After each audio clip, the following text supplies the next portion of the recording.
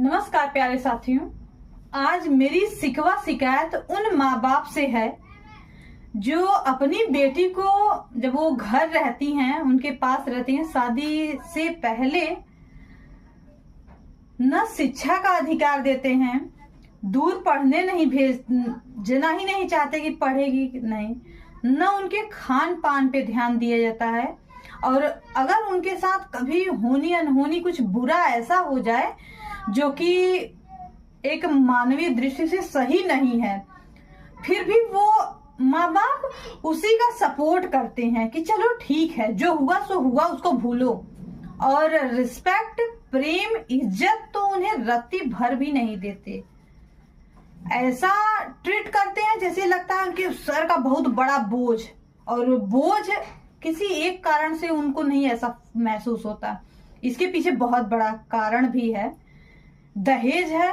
एक तो शादी यदि करेंगे, पैदा किए तभी तो कलंक हो गया। एक तो बेटी ने जन्म ले लिया, फिर उसे पढ़ाएं लिखाएं, खान पान में उनके खर्चा करें। पढ़ाई लिखाई भी जरूरी हो गया आज के समाज के लिए, पढ़ाएं लिखाएं। फिर दहेज की चिंता है, दहेज नहीं देंगे तो शादी नहीं होगी। सत्य है, एकदम हकीकत है। दहेज भी उन्हें अच्छा खासा बनाना पड़ता है क्योंकि उनकी भी मानसिकता है लेने की। बेटे की लालच वो इसीलिए रखे हैं अधिकतर माँ बाप। बहुत से ऐसे माँ बाप हैं कि जब मैं बेटे की शादी करूंगा तो बढ़िया सा एकदम भरपूर मेरा पूरा घर भर जाए, फ्रिज, कूलर, एसी, बेड वगैरह सब कुछ मिले, प्लस कैश भी बढ़िया खासा मिले। तो जब आपकी मानसिकता वैसी है तो आप अपनी बेटी को कैसे नहीं देंगे? तो लड़कियां पूरी तरह से बोझ हैं, कोई प्रेम नहीं, कोई रिस्पेक्ट नहीं। तो कहां से ये सोच सकेंगे कि उनके अंदर एक अच्छा कौशल हो, अच्छा गुण हो, अच्छी सोच हो। एक पिंजड़ी में ले जाएंगे, बंद कर देंगे, फिर खूब रोएंगे बेटी विदा होगी तो। और यदि वही बेटी, यदि परिवार उसका टूटा, रे भाई, समझने सहने की क्षमता होती है, अगर सहन क्षमता खत्म हुई, टूटा परिवार, तो वही माँ बाप एक्सेप्ट नहीं करते।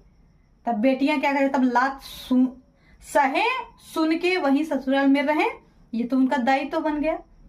जब आप माँ बाप होकर उन्हें स्वतंत्रता, शिक्षा, ज्ञान, उच्च विचार तक सोचने की क्षमता नहीं दिए, तो आप कहां से अपेक्षा करते हैं कि ससुराल में जाके जो समझ में आए वो करना? दहेज का केस उन पे ठोकने के लिए ऐसा कर रहे हो? गलत है। कुछ माँ बाप ऐसे हैं जो कि अच्छी बात नहीं है।